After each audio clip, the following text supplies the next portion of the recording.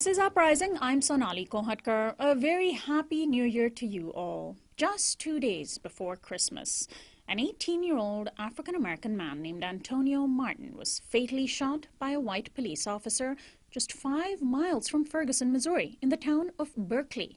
The shooting occurred at a gas station after an altercation between Martin and an officer. Police say Martin was armed and pointed a gun at the officer, who remains unnamed. Like Ferguson, Berkeley, Missouri is a majority black city, but unlike Ferguson, its mayor, police chief, and a majority of officers are black, a fact that is being used to push back against ensuing protests. Meanwhile, in New York, where anger over Eric Garner's killing continues and where 2 NYPD officers were recently killed by a lone shooter, tensions between police and people has remained high. On New Year's Eve and day, there were several actions across the country protesting police brutality.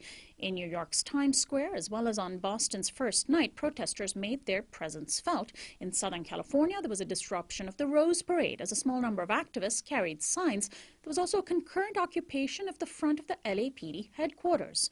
In St. Louis, activists occupied the St. Louis Police Department, and in Oakland, a number of people were arrested during protests.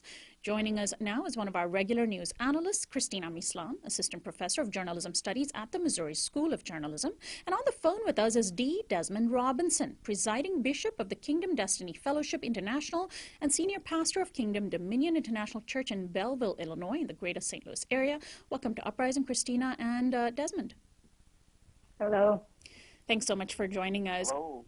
Cristina, let me start with you. How important was it for activism to continue during this holiday season, despite the freezing cold weather across the country, despite the fact that this is normally a time when people might stop and spend time with their families or just take a break? People continue to show up in pretty significant numbers. Well, it's really important. Not only is this a holiday where people spend time with their families and take a break from their everyday kind of lives, but it's also a holiday that is highly representative of capitalism and capitalist consumption. And so for people to have the spirit and endurance to go out and protest and continue to basically bring up the kind of systemic issues that people are confronting in this country, that's really important.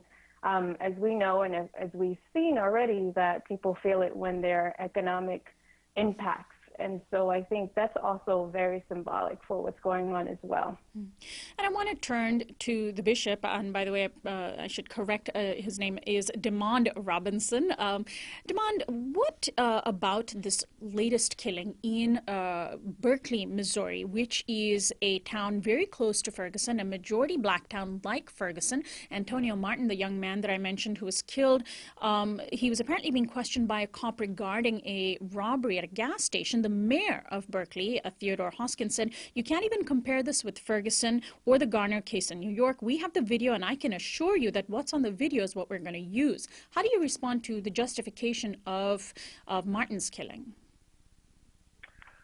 Yes, ma'am. Good morning. I first believe that for the mayor to make that statement was ignorant on his case, simply because this is worse than a Michael Brown case, because the videos does not even show clearly that he had a gun.